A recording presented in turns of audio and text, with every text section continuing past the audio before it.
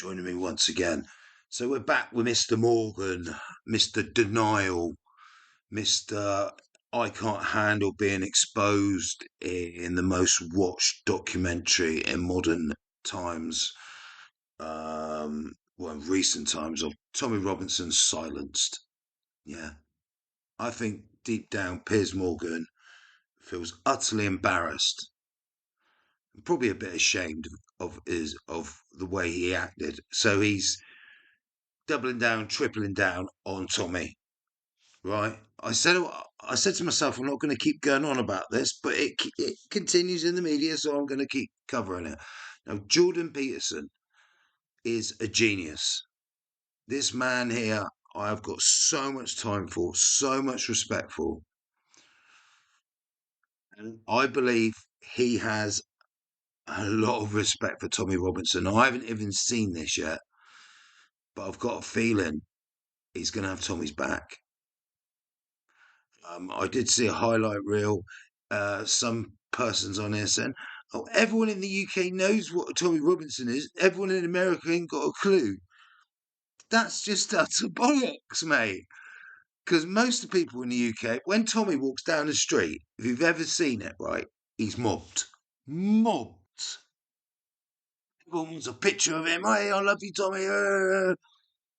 You might get the odd person who doesn't like him, but it isn't as common as people wanting to shake his hand, give him a hug, get a selfie with him, and just say how much they fucking respect the guy. Anyway, here goes nothing. Enjoy.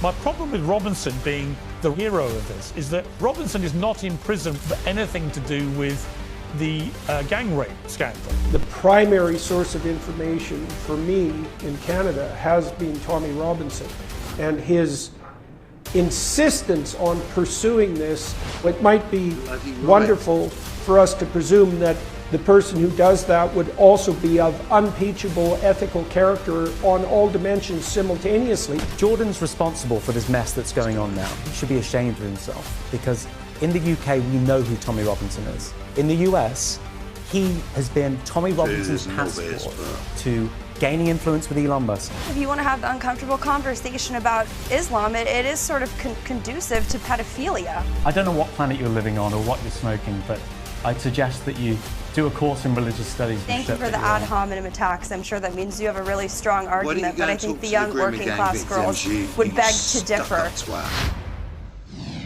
Well, the UK's rape grooming scandal, let's call it a rape.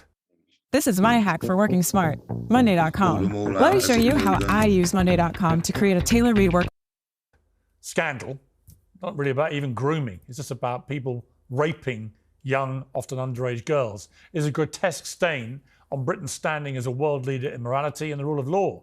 There's no nuance and no complexity to this. Thousands, maybe tens of thousands of child victims of sexual abuse were denied justice and denied shelter from a state whose primary role it is to protect them, simply in order to avoid, in many cases, stirring racial tensions. Authorities knew exactly what was happening, but they turned a blind eye to the prolonged grooming and rape of largely white children by gangs of mostly Pakistani heritage men. We know this because some journalists and some public figures working with brave whistleblowers and victims were refusing to be silenced. The Times newspaper broke the story first back in January 2011 with that dramatic front page. I interviewed one of the original victims and whistleblowers as the host of Good Morning Britain back in 2018. What he's trying to do here, right, is say, we're the one who exposed it and get... Yeah, fair enough, they might have broke the story, but Tommy was the one who brought it to the nation's attention and the world's attention. It doesn't wash if it's not true. He was a serial rapist. You weren't his only victim by a long way. He was the ringleader of this infamous child grooming gang in Rotherham, right? I didn't even know that anybody, any rapist, could ever get access to any child born from their appalling actions. Let alone be invited. But he was jailed for 35 years right, for multiple sex offences against 9 Rotherham girls, including you. This isn't just somebody who committed one rape against one person. This is a serial groomer and rapist, the worst type of human being imaginable, preying on young girls as you were, right? Yeah. What? I mean, this clearly has been. This won't be the only time this has happened, presumably. What should be done to the law to stop this nonsense? Well, I'm asking for a change in law for the Children's Act 1989 to ensure that no rapist can for access.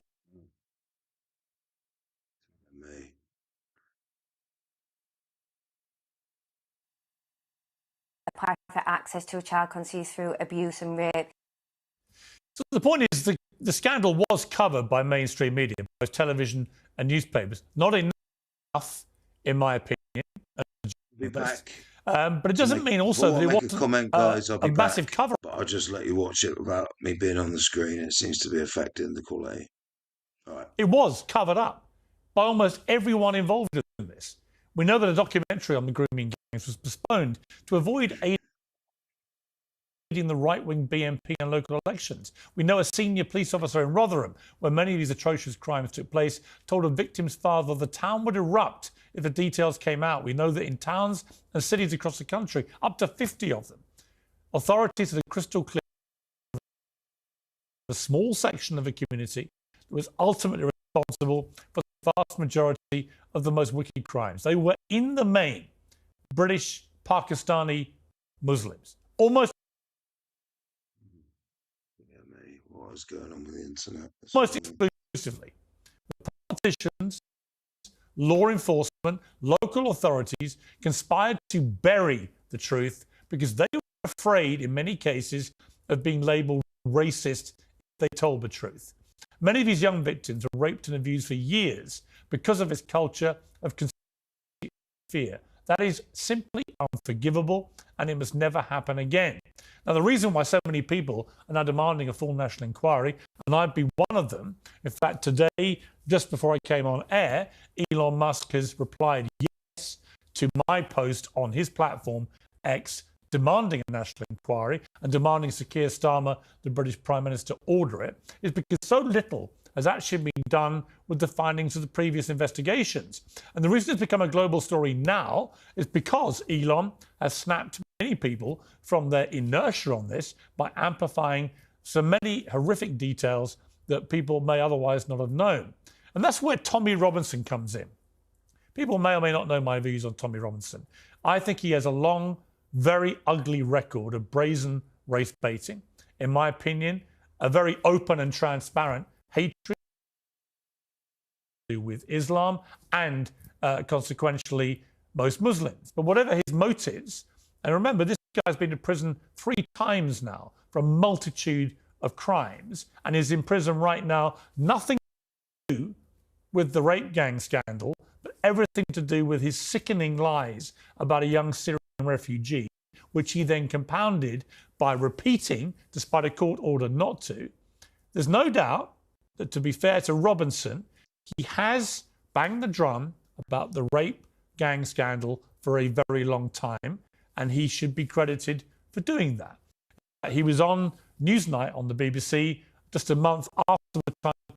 He's been doing it for 15 years, Piers. You know anyone? 15 years.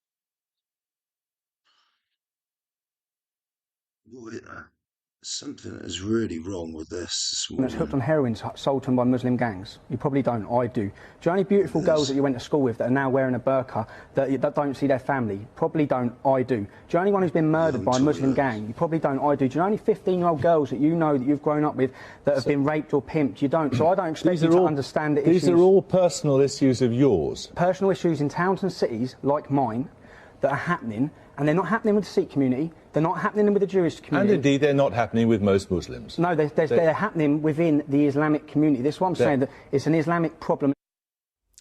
Well, that interview, as I say, came after the front page I showed you earlier. It was the Times that broke this story, that exposed it. They carried on a lengthy campaign. They're not long enough. For the avoidance of doubt, Tommy Robinson, like I said, he's not in jail, as so many in America in particular seem to think, for his whistleblowing about the rape gangs.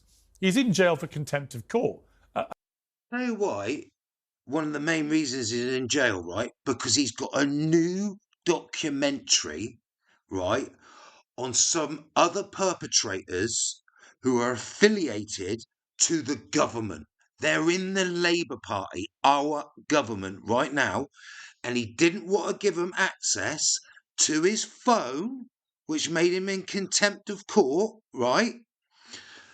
Which was the number one rule of a journalist: you never give up your sources. Agree? And that's what Tommy has said. I can't give them access to my phone because they'll see where I'm getting my information from, who it's coming from, where, when, who, and then the authorities can go after them to shut them up. So Tommy's done the right thing. He's done it for justice, to try and bring out, because he ain't going to stop, mate. I tell you, the next documentary is going to be here. I think it's going to blow the absolute lid off this island, mate. That's just my personal feeling, right? A crime he's committed many times. It's a crime in America as well. You can be jailed for contempt of court in America. People have been. But many in the US seem to see Robinson as a beacon of truth who's been pivotal to exposing this evil. I don't see him like that. I believe, as Nigel Farage does, the leader of the Reform Party in the UK, that he's now so toxic and so discredited that he is in fact being used deliberately as a kind of opposition sacrificial lamb, with the precise aim of discrediting those who do want the truth. If they make it all about Tommy Robinson, a lot of people will just go, well, he's awful, therefore we shouldn't listen to anything he says. What he says about the rape gangs then and now has turned out to be true. And the truth must come out. Lessons must be learned. Those accountable must be punished. The Prime Minister, Sir Keir Starmer, must, as I posted earlier today, order a full, no-holds-barred, independent national inquiry. Well, joining me to discuss all this is a psychologist, author of We Who Wrestle with God, the co-founder of the Peterson Academy, my good friend Jorden Peterson. Great to have you back. Jordan. You contacted me because you don't agree necessarily with views of Tommy Robinson. I think we share a lot of views, even with him, about the rape gang scandal. There's much to discuss here. Jordan likes First Tommy. of all, the rape gang scandal itself, with your expert psychologist, I don't know what's. I apologise about the internet connection.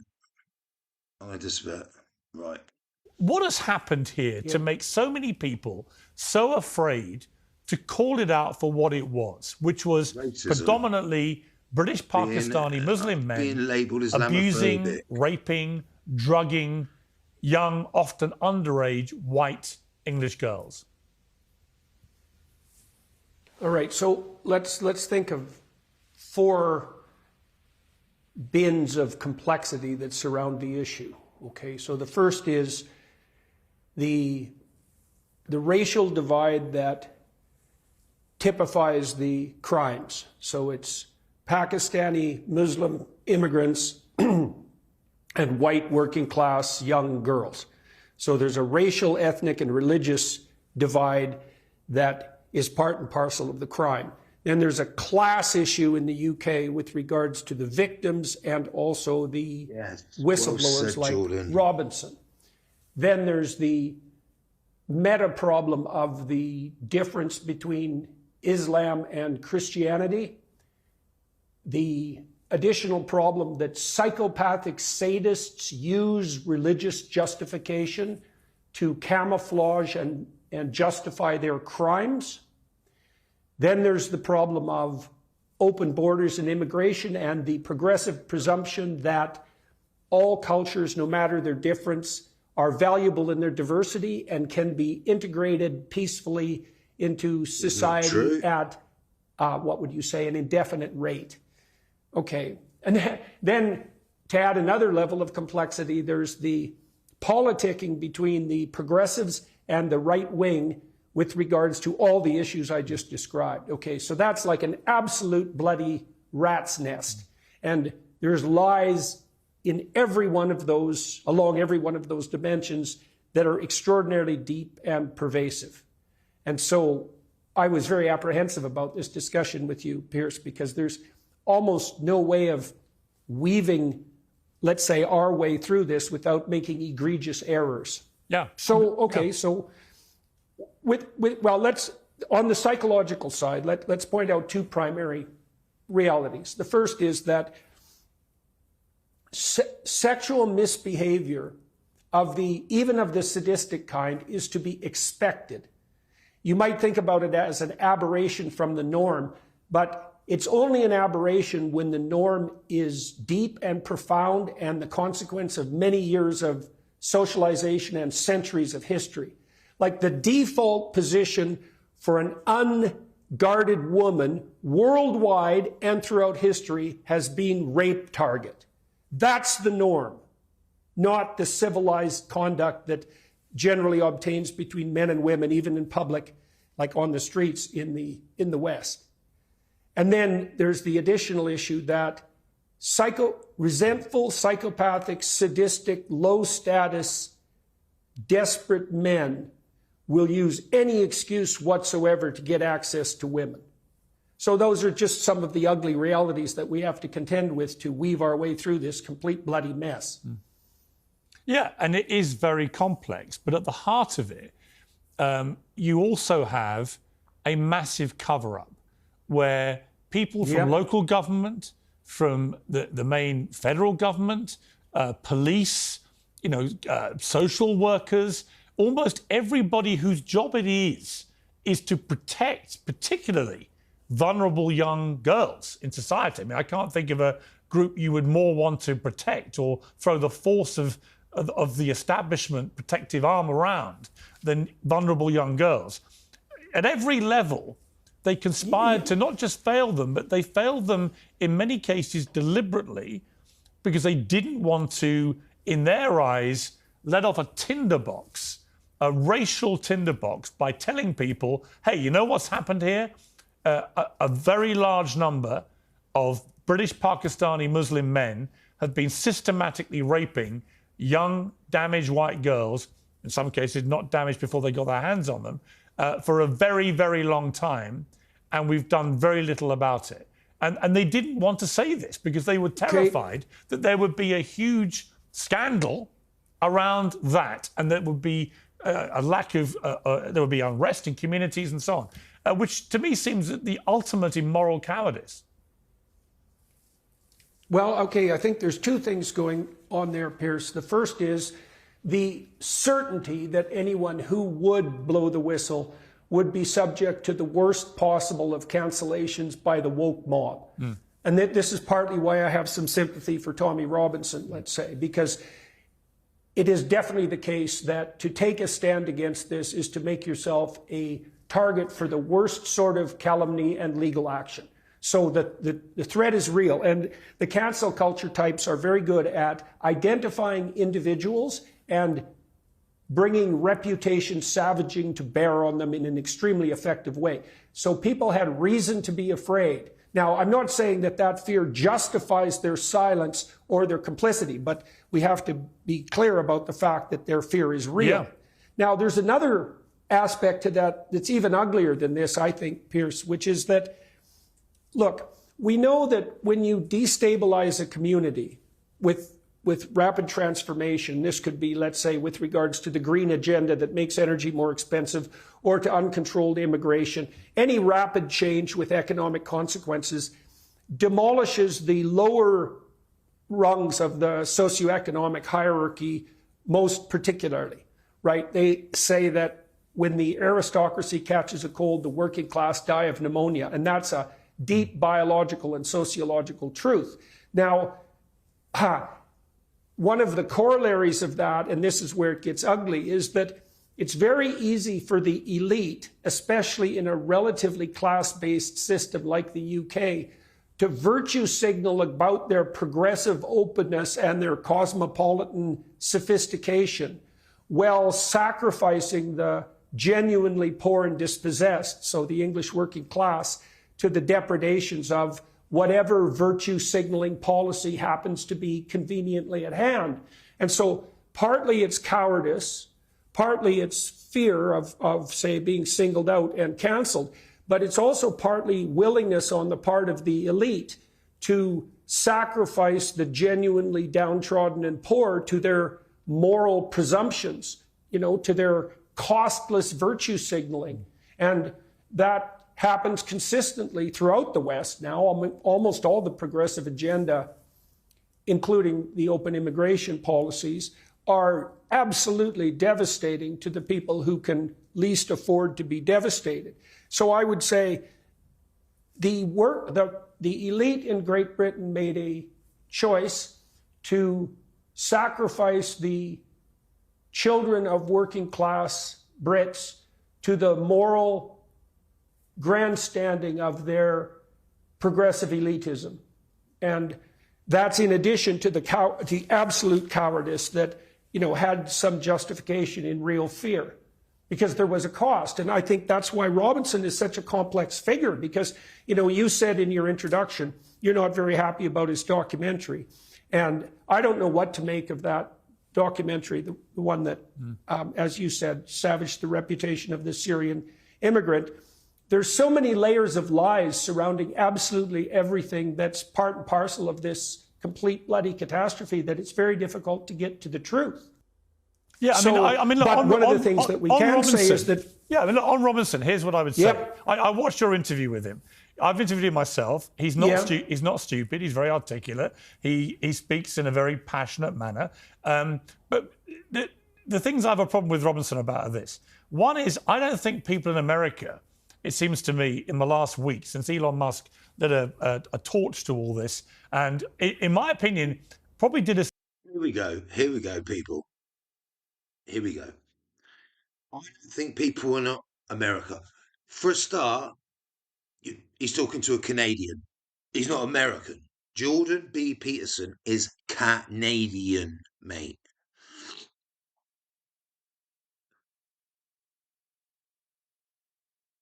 Morgan will say anything to discredit him. Race baiting, this, that. It's got nothing to do with race. It's religion. It's a massive favour as a country, notwithstanding a lot of the things he said, I think, have been quite problematic in terms of the vitriol on certain individual members of Parliament. For example, he targeted one female member of Parliament, Jess Phillips, who then got immediate death threats. People are now being arrested in connection with those death threats. It is serious because 2 members of Parliament in Britain have been murdered in the last 10 years by people who didn't agree with their opinions. So I think there's a responsibility that Elon has, which he has to tread carefully about in how he says things about public officials. However, he's absolutely right to say... It's not... All this is not Tommy's fault that everyone's talking about him. Everyone's talking about him because Elon Musk has backed him. People like Jorden B. Peterson's listened to him, interviewed him. He's got time for him. People like Piers Morgan just wants to jump on the lefty bandwagon and stomp all over him. Yeah, and that's all we ever see. The left wing woke cover-up. And he tries to Mr. Uncensored. Mate, he would have Tommy Robinson censored in a heartbeat, mate. Say that this is a scandal that hasn't gone away, that the cover-up has never been properly investigated, that people were never held properly accountable, that no one has gone to prison who was at any level of responsibility for trying to protect these girls. None of them were properly held to account. All of that, I think, is a valuable thing that Elon Musk has now made everyone think about properly. And the only answer to me is a full independent national inquiry to get to the bottom of all of it and then to hold people properly accountable. My problem with Robinson being the so-called hero of this is that many people in America, and I'm not saying you're one of them, I'm sure you now know a lot more about him perhaps than you did before, but Robinson is not in prison right now for anything to do with the gang rape scandal. He's in prison because of this movie he made, this documentary, as he put it, as a journalist, which I don't think he is. He's someone who made a film. He's not a journalist. Of course he's a fucking journalist. Oh, man, I've got to stop swearing. Of course he's a journalist. He's a social media influencer. After he was convicted in a court by a judge of a blog in the Times being seriously defamatory to a young Syrian refugee boy, of a bullying incident that went viral because there was a clip, when in fact he was the victim. The judge made it crystal clear in his very extensive ruling, which I read at length last night. It's many, many pages. It's extremely detailed. It includes his analysis of all the witness statements, what the school have told him, all the documentary evidence, everything. No. There's no doubt that the judge's conclusion is that the victim was the victim, that the boy who did the bullying in the video that went viral, Bailey, who was befriended by Tommy Robinson, that he was also a victim in many ways of the firestorm that erupted after this story went viral. He also made it clear that Bailey had not had a racial motivation that he could establish against a Syrian refugee, which had been the original narrative that went out there. So it was very educational, this judge. Bailey was... all he did was react and stop that Syrian kid from bullying. That Syrian refugee was a nasty piece of work. And it is in all the reports that Tommy has in Silenced. I applaud you, please check Silenced out. Tommy Robinson New Era, at Tommy Robinson New Era on X.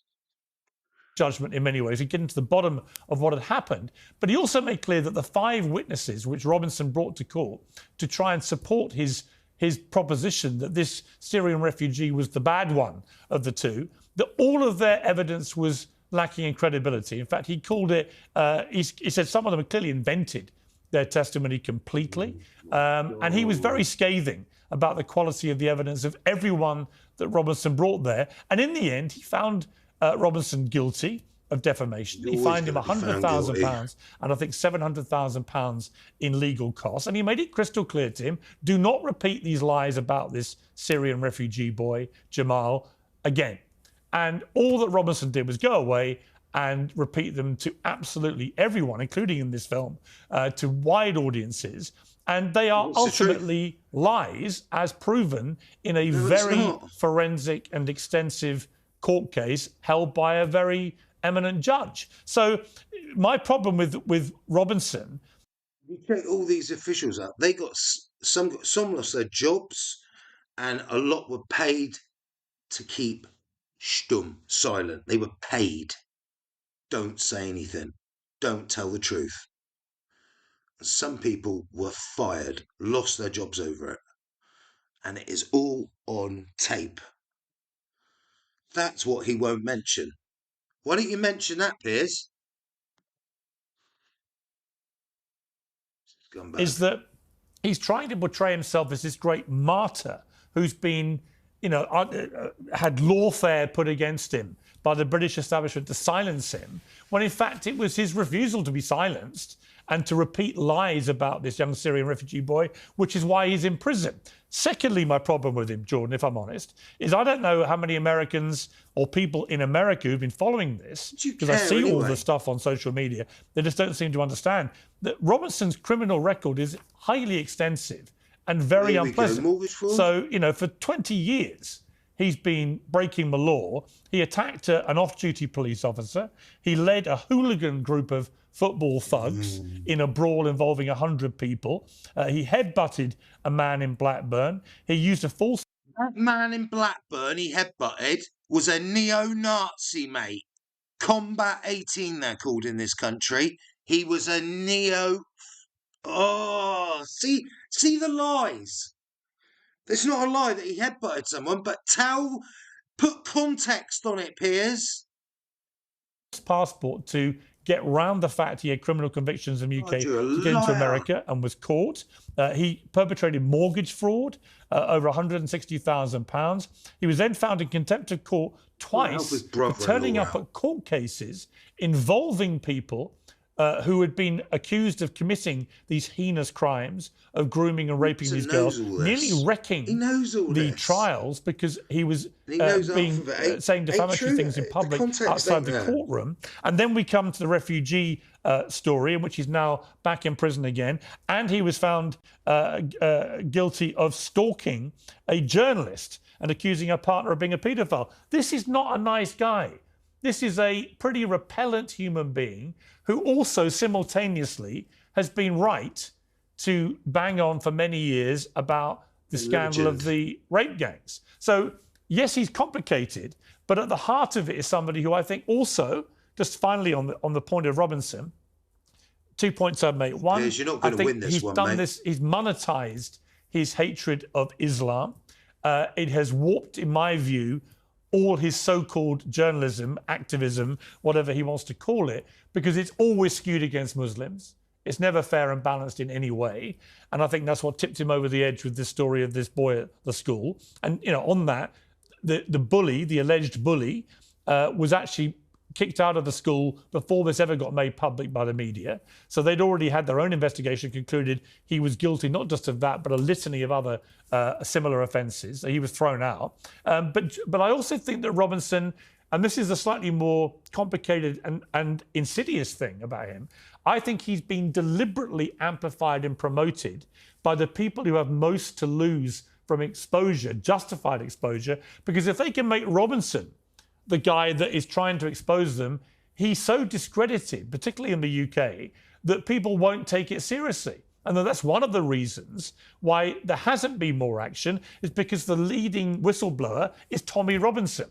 So I see problems in all of this with him, but notwithstanding, as I said at the start, I do think he's been absolutely right that this has been a massive scandal which has shamed the country, and that it needs proper national inquiry to get to the bottom of it. So that's where I sit with Robinson.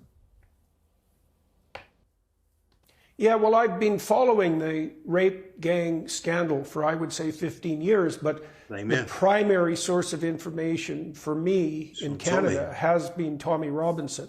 And his insistence on pursuing this, come what may, was part of the reason that I looked into it. And I think that's probably the case for Elon Musk as well.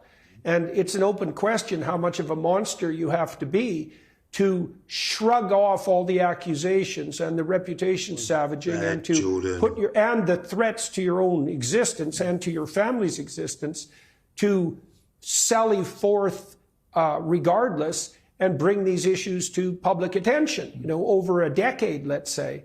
And you know, it might be wonderful for us to presume that the person who does that would also be of unimpeachable ethical character on all dimensions simultaneously. But we've seen the silence of people with unimpeachable characters in the face of this onslaught, and it doesn't bode well for them. So, and then the other thing I would say too, this isn't exactly in defense of Robinson. You know, that's not what I'm trying to do. I'm trying to weave my way through this. But there's another ugly issue here, Piers, that no one will grapple with, which is, you know, you described Robinson as anti-Muslim, let's say. Well, we don't really understand the relationship between the doctrine, let's say, act of these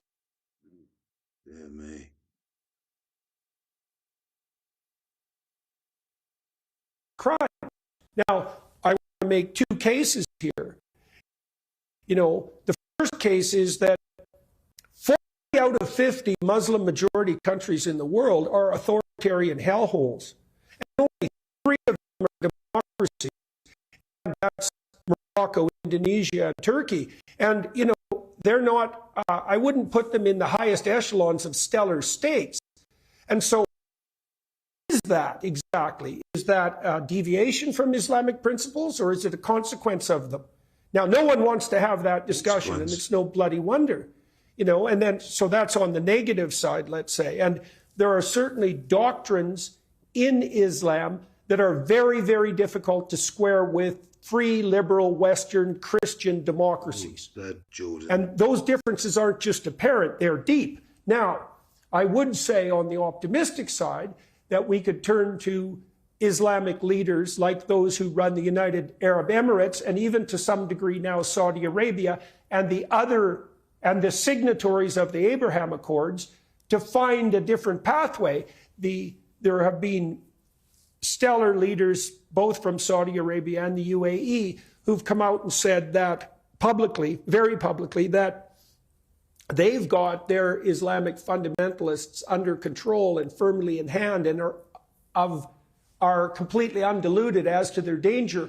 But Europeans are virtue signaling so hard on the progressive side that the fundamental danger from Islamic fundamentalism is going to come from Europe and the UK and not from the Arab states. Yeah. Now, Tommy Robinson is anti-Islam, but there's a discussion to be had here. And no one wants to have it. And, you said we need a national inquiry. It's like we need more than a national inquiry. We need something like an international symposium between the Christian West and the Islamic world, because there are ugly things afoot, and they've manifested themselves in the most hideous of all possible ways in the UK with regards to these rape crimes and the cover-up. But there's something that needs to be sorted out at the bottom of all this. And one of those is, like, you talk about moderate Muslims. Like, I looked up the polling data today that Winston Marshall, for example, referred to when he interviewed Nigel Farage. And, it's about 3/4 of UK Muslims would be perfectly content if Sharia law happened to be the, the principle of the day for the UK as a whole. And that it would be fine if Islam became the national religion. Now, that's 75%. So, a cynic would say, okay, just exactly where the hell are these moderates? And at minimum, their voice needs to be amplified. And then we could also point out that the participation in these rapes by members of the Pakistani Muslim community, it was like 1 in 7 of the men in some of these communities was directly involved. And that meant everyone knew about it. Absolutely everyone on the Pakistani Muslim side. And the moderates were certainly, silent and complicit. Now, obviously, so were the authorities. And so that's a catastrophe for everyone involved. But there's a serious conversation to be had in the West, and particularly in the UK, maybe France and Germany in secondary place, about just exactly how it is that liberal Western democracies, with their emphasis on the rights of women, can live side by side with Islam in general, especially the sort of Islam that's transformed into enabling fundamentalism that allows this sort of criminality on the part of the resentful psychopathic sadists. So no one wants to have that conversation. Well, listen, I think any conversation is worth having, no question. I would point out that one of the most heinous gang rape stories of modern times just got exposed in France with that poor woman whose husband was drugging and having a rape by... Now, what was fascinating about that from a social point of view was just the sheer range of predominantly white local men from all walks of life who thought it was perfectly okay to go and rape a drugged woman in a bed. Got nothing to do with and France be videoed doing so. And I found this that rape.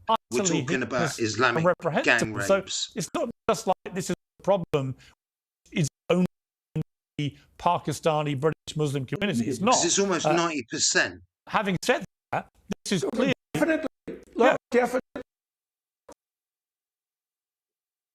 But the other point I would make, Jordan, is between there are. Let me make the point. What I was going to make on a wider point is that there are roughly, I think, about the same number of Muslims in the UK and the US. We have disproportionately higher than the US in terms of the size of our population. I think it's about 5-6 million in both, something around there. And it's still true that the vast majority of Muslims in both the UK and the US are not extremist. Lead their lives completely peacefully.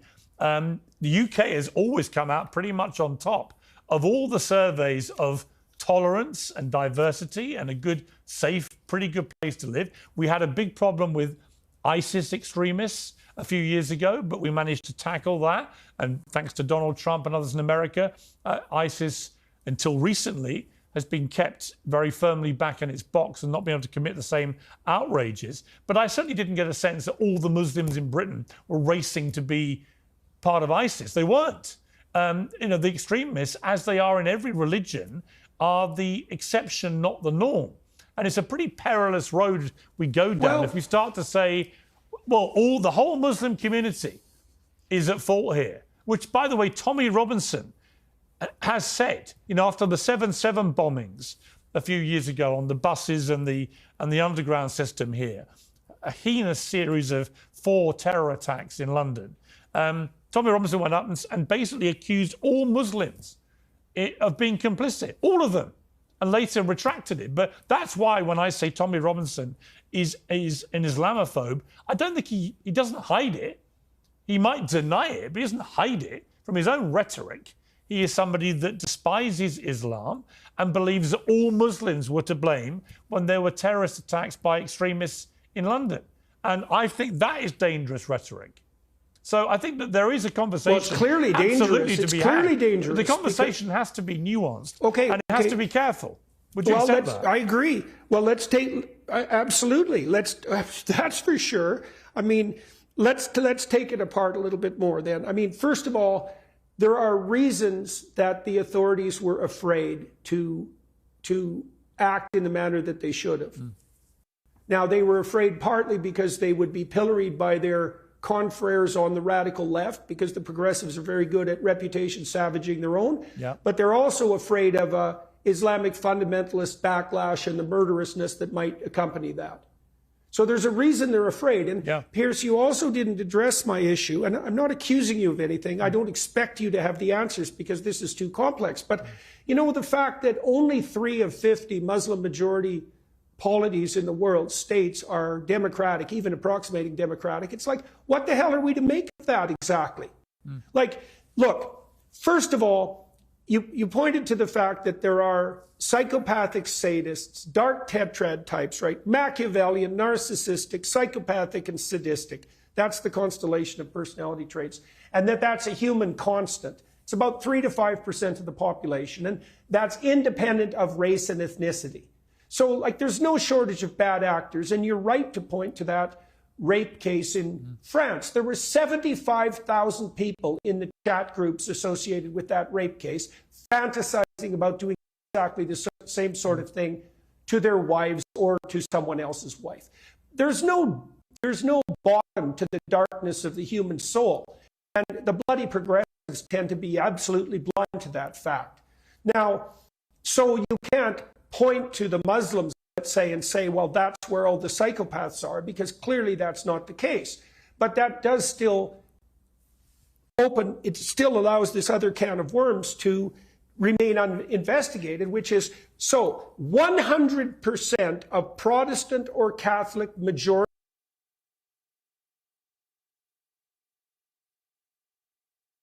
are highly functional democracies. 100%. 6% of Muslim majority countries are democracies, and they're not in the highly functional category. Do they want to be democracies, Jordan? But Jordan, do they actually want to be democracies? I mean, we have a slightly quaint view in places like we are the exemplar for how a country should operate. When I was in Qatar, for example,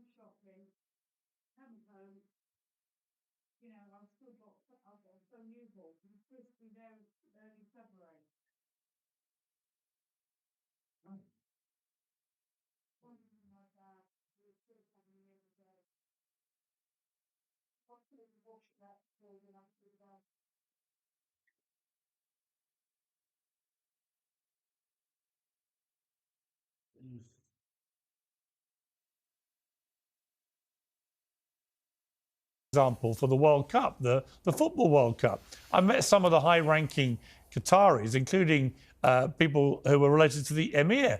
And they were kind of laughing at the idea that they would look at the UK as a template for how a society should exist, with our knife crime, our drug abuse, yeah, well, our it's drunkenness. easy to say that. I'm throwing it back at you. They were genuinely bemused.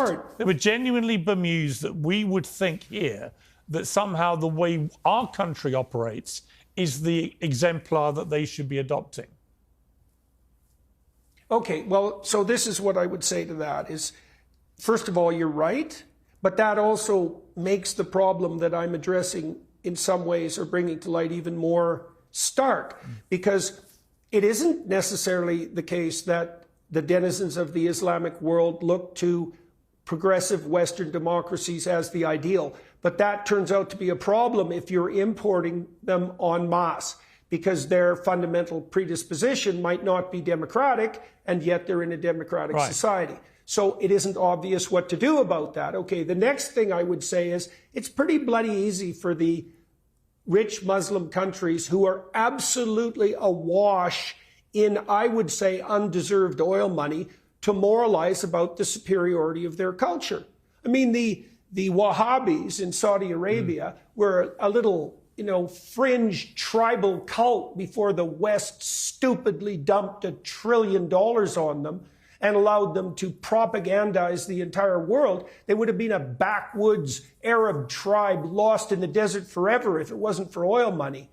We're unbelievably naive on that front. Now, look, I do believe that the actions that the UAE and Saudi Arabia and the signatories of the Abraham Accords, the actions that they've undertaken in the last 10 years do indicate to me that there's a pathway forward to rapprochement with moderate Islam if we're smart and careful. But we should heed the warnings of the Saudis and the UAE people themselves and address the problem of psychopathic fundamentalism in our own culture. And instead, what we do is we allow them unlimited license to rape and pillage for racially motivated reasons, and then hide it and pretend that it's okay. See, I agree with all that. Problem. Yeah, I agree with all problem. that. I agree with that. I think it's, as you said at the start, very complex, but I completely agree with what you just said, and it is completely true. We have been warned, by... I apologise about the internet connection, guys.